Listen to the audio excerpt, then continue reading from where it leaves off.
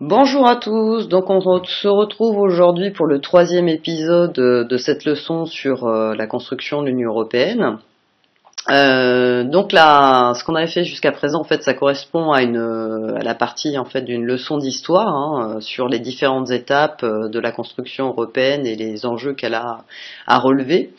Et pour finir cette partie de leçon d'histoire, il faut qu'on fasse une carte repère avec les dates d'entrée des différents pays de l'Union européenne. Donc ici vous avez en pièce jointe la carte repère avec la frise repère où on va mettre les trois dates principales, et ici en couleur vous avez l'entrée des différents pays. Donc en vert par exemple on a les 6 pays fondateurs de l'Union européenne, enfin qui s'appelait à l'époque la CK, puis qui s'appelait la CEE, puis enfin l'Union européenne. En 1973 elle est rejointe donc par l'Irlande, le Royaume-Uni et par le Danemark. En 1981, vous avez donc la Grèce. En 1986, vous avez le Portugal et l'Espagne. En 1995, la Suède, la Finlande et l'Autriche donc rejoignent l'Union européenne. Et à partir de 2004, c'est là qu'on a effectivement, suite à l'effondrement du bloc de l'URSS, des négociations qui s'ouvrent et plusieurs pays d'Europe de l'Est qui vont rentrer dans l'Union européenne, l'Estonie, la Lettonie, la Lituanie. Attention, ici c'est un petit bout de la Russie, la Pologne, la République tchèque, la Slovaquie, la Hongrie et la Slovénie. Et puis en 2007, elle est rejointe ensuite par la Roumanie et la Bulgarie. Et le dernier pays qui est entré en 2013, c'est la Croatie. Et il faut rajouter en hachure finalement que l'Angleterre est sortie en janvier 2020 de l'Union européenne. Donc dans votre carte en fait, vous allez choisir, vous pouvez choisir exactement les mêmes couleurs et en vous aidant de cette carte, reporter effectivement les différentes entrées de ces pays à l'intérieur de l'Union européenne. Et cette carte, il faudra la coller sur la deuxième page de gauche de la leçon, puisque sur la première, on avait la fiche vidéo sur justement les étapes de la construction de l'Union européenne. Alors, je vous mettrai cette carte-là donc en pièce jointe, mais c'est celle-là qu'il faudra colorier et pas celle-là qu'il faudra coller dans le cahier. D'accord ? Alors ensuite, concernant la frise, il y a 3 dates principales à retenir, considérées comme des dates repères pour le brevet. À savoir, la première, c'est le traité de Rome, qui est le traité fondateur finalement de l'Union européenne. Ensuite, on va avoir le traité de Maastricht en 1992, qui a abouti à la création de l'UE, de la citoyenneté européenne, à la libre circulation, on a dit, des travailleurs, des marchandises, des capitaux, etc., et des services. Et puis, ce qu'il faut retenir aussi, c'est la date de la mise en place de l'euro, réellement en 2002. Donc, je vous laisse compléter donc effectivement votre carte repère, parce qu'elle va vous servir notamment en lycée, puisque vous revenez aussi sur ces dates clés en seconde, par exemple. Alors, je vais continuer cette fois-ci, on va passer en fait à la leçon de géographie qui va en fait constituer notre grand 2 et notre grand 3 dans cette leçon. C'est une leçon d'histoire et de géographie pour gagner du temps et parce qu'en fait ça s'enchaîne très bien entre l'histoire et puis la réalité aujourd'hui de l'Union européenne. Et on s'aperçoit déjà, vous en êtes rendu compte, que c'est une union en fait d'États qui vont être très différents. C'est ce qu'on va mettre en évidence, notamment dans des aspects aussi économiques. L'Europe n'avance pas au même rythme et on va le voir à travers donc différentes cartes. Alors, la première chose que je vous montre, parce que moi ça me semblait pas du tout évident à l'époque, pour moi quand on était à votre âge, quand j'étais en 3e et qu'on me disait voilà, vous êtes pays membre de l'Union européenne, pour moi ils avaient exactement les mêmes dispositifs, c'est-à-dire si on était membre de l'Union européenne, on avait forcément tous l'euro, on appartenait tous à l'espace Schengen de libre circulation des marchandises, des travailleurs et des capitaux, et en fait on avait tous le même menu à la cantine si je puis dire. Et quand on regarde cette carte, on s'aperçoit que c'est pas du tout le cas. Ils en parlaient déjà un petit peu dans la vidéo que je vous ai montrée au début de la leçon.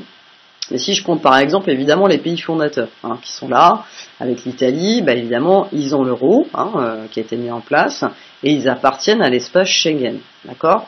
On est dedans, dans une libre circulation, il n'y a plus de frais de douane, etc. Mais par contre si je prends par exemple la Roumanie qui est rentrée plus tardivement dans l'Union européenne, la Roumanie, elle est bien membre de l'Union européenne, mais vous apercevez qu'en Roumanie il n'y a pas l'euro, et puis elle n'appartient pas à l'espace Schengen. La Bulgarie c'est exactement pareil. Donc on se rend compte par exemple que sont membres de l'UE mais n'ont ni l'euro ni l'espace Schengen. Pourquoi ? Parce qu'en fait ils sont en décalage économique et ils rencontrent des difficultés économiques qui ne sont pas encore totalement résolues. Et donc, pour l'instant, ils ne peuvent pas intégrer, en fait, mettre en place l'euro parce que ça serait très compliqué dans leur pays. Il y a un décalage économique entre l'Europe de l'Ouest et cette partie-là, d'Europe de l'Est. Et donc, ça serait très compliqué à mettre en œuvre. Et puis, ils peuvent pas encore totalement intégrer l'espace Schengen par rapport à ces difficultés. Donc, ils vont à terme avoir l'euro et effectivement intégrer l'espace Schengen, mais pour l'instant, ils sont pas en mesure de pouvoir relever ces défis. Et donc, ils sont bien membres de l'UE, mais ils n'ont pas l'euro et ils ne sont pas dans l'espace Schengen. Je peux prendre encore un autre exemple. Si on prend par exemple la Norvège, alors elle n'est pas membre de l'Union européenne, c'est pas un des pays de l'UE, et pourtant elle est intégrée dans l'espace Schengen. Donc il y a une libre circulation, effectivement, qui est possible. On peut encore prendre d'autres exemples. Vous voyez par exemple le Kosovo et le Monténégro ne sont pas non plus membres de l'Union européenne. Mais alors par contre, eux, ils ont l'euro. Ils ont décidé en avance de mettre en place l'euro. Et pourquoi ? Parce qu'en fait, ce sont des pays qui candidatent en fait à l'entrée dans l'Union européenne. Donc déjà, en fait, ils commencent à mettre en œuvre certains dispositifs, comme la monnaie européenne, pour pouvoir à terme, effectivement, rentrer dans l'Union européenne quand ça sera accepté. Donc l'Union européenne peut encore s'agrandir. Donc si on regarde bien, en fait, c'est pas parce qu'on est membre de l'Union européenne qu'on a tous les dispositifs. Il y a des pays qui sont membres de l'UE, qui ont l'euro et qui appartiennent à l'espace Schengen. Vous avez des pays qui sont membres de l'UE, mais qui n'ont ni l'euro, ni n'appartiennent à l'espace Schengen de libre circulation. Vous avez des pays qui sont pas dans l'euro, qui sont pas, dans l'Union européenne, mais qui font partie de l'espace de libre circulation. Ou inversement, qui sont pas dans l'Union européenne, mais qui ont mis en place déjà l'euro. Bref, en fait, il y a plusieurs rythmes. Je pourrais aussi vous parler, pour finir, de la Suède. Alors la Suède est membre de l'Union européenne, elle n'a pas l'euro, mais elle fait partie de l'espace Schengen.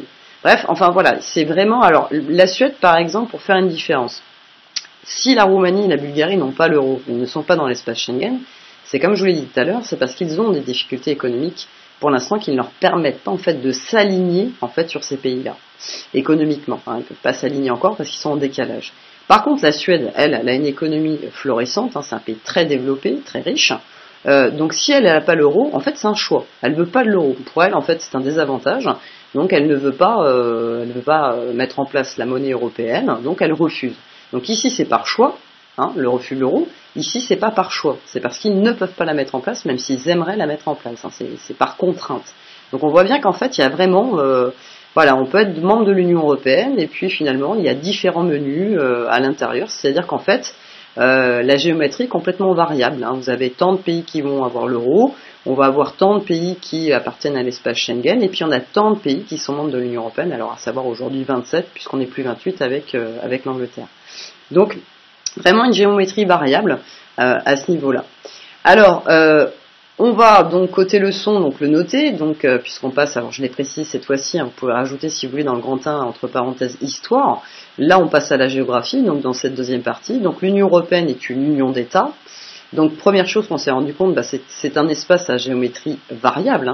L'Europe en fait est toujours un espace en construction, car les États en fait n'ont pas encore tous le même degré d'intégration.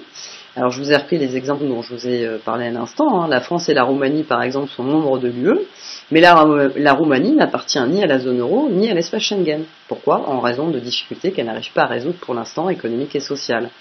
Donc on dit bien que l'UE est à géométrie variable, car par choix, alors ça c'est l'exemple que je vous citais tout à l'heure de la Suède, ou par obligation, la Roumanie pour l'instant elle ne peut pas, tous les pays en fait membres n'adhèrent pas à l'ensemble des dispositifs de l'UE. Donc c'est fluctuant.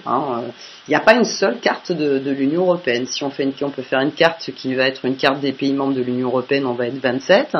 Si on fait une carte des pays qui ont l'euro, on va être 19. Si on fait une carte des pays qui appartiennent à l'espace Schengen, on va être une vingtaine. Mais on ne sera pas 27. Donc il y a différentes cartes finalement de l'Union européenne. Alors je vous conseille de faire pause, donc comme d'habitude, pour noter cette partie du cours. Et puis on va voir, je voulais vous rajouter une petite chose aussi à cette trace écrite en vous montrant une carte, c'est que D'autre part, on s'aperçoit que les institutions européennes qui ont été créées au départ, elles sont dans les pays fondateurs. Elles ne sont pas dans tous les pays européens. Il n'y a pas des institutions dans les 27 pays européens. On voit bien qu'elles sont concentrées dans les 6 premiers pays qui ont fondé l'Union européenne. Alors par exemple à Bruxelles, je vous l'ai situé, on a la Commission européenne et le Conseil de l'Union de l'UE et le Conseil européen. Donc je vous avais dit attention, c'est pas la même chose. On a aussi un parlement à Bruxelles, les commissions parlementaires. Vous pouvez d'ailleurs le visiter. Donc il y a déjà 3 institutions en fait très importantes et principales à Bruxelles. C'est pour ça qu'on dit souvent que Bruxelles est la capitale en fait de l'Union européenne. Il y a aussi la Cour de justice de l'Union européenne et la Cour des comptes qui se trouvent en fait au Luxembourg, qui est tout petit. On a en Allemagne à Francfort la Banque centrale européenne. Et puis nous à Strasbourg en fait on a le Parlement européen. Donc on voit bien que ce sont dans ces 6 pays-là que se concentrent les institutions vitales qui permettent de diriger l'Union européenne. Donc alors il n'y a pas l'Italie par exemple, il n'y a pas les Pays-Bas non plus, mais on a les 4 pays fondateurs parmi les 6 de l'Union européenne. Alors on va pouvoir donc rajouter à la suite de ce 2 que les États fondateurs en fait concentrent les principales institutions européennes et qu'ils sont impliqués en fait dans de nombreux projets européens. Eux en fait ils ont tout, ils sont dans l'espace Schengen, ils ont l'euro, ils sont impliqués dans énormément de projets, ce sont les pays pilotes en fait de l'Union européenne. Mais voilà, la géométrie effectivement est très variable. Alors la prochaine fois, ce qu'on verra, est-ce qu'on commencera, je vais m'arrêter là aujourd'hui, parce que vous avez quand même la carte à colorier, une trace écrite à recopier. On parlera justement du fait, en tout cas on se posera la question de savoir si l'Union européenne est une puissance économique, et on regardera dans le détail parce que effectivement l'Europe n'avance pas au même rythme. Vous commencez à le comprendre, des décalages très importants entre par exemple les pays d'Europe de l'Est et les pays d'Europe de l'Ouest. Donc on parlera de ça la prochaine fois à partir d'autres cartes. Allez, je vous souhaite à tous une bonne journée, n'oubliez pas de colorier votre carte, me faites pas ça au feutre, façon guerre des tranchées, faites ça au crayon de couleur, et effectivement, n'oubliez pas de la coller. Bon, si jamais vous pouvez pas l'imprimer, on verra tout ça à notre retour quand on pourra enfin revenir au collège dans de bonnes conditions. Allez, bon après-midi à tout le monde, à demain.